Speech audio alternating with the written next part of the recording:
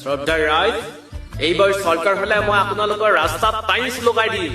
যোৱা 15 বছৰে গাঁৱৰ সামান্য ৰাস্তা ঘাই কাম নহল, এতিয়া বহাগৰ পুলিচ মই আহিছে।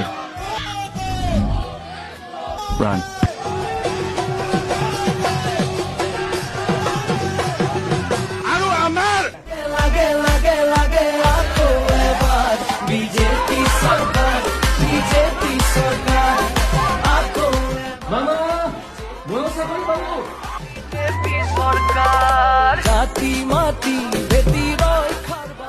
মামা, ময়ো নিযুত মইনাৰ টকা পালো।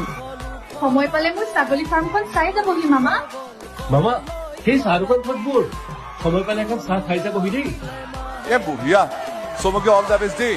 চবে একদম ভালকৈ মন লগাই কাম কৰিবি। পৰিৱৰ্তন নিকানি যুক্তি শান্তি প্ৰগতি এনেদৰে একেধাৰে অবিৰত ৰ'বলে অসমীয়াক কিনো দৰকাৰ আমাক লাগে লাগে লাগে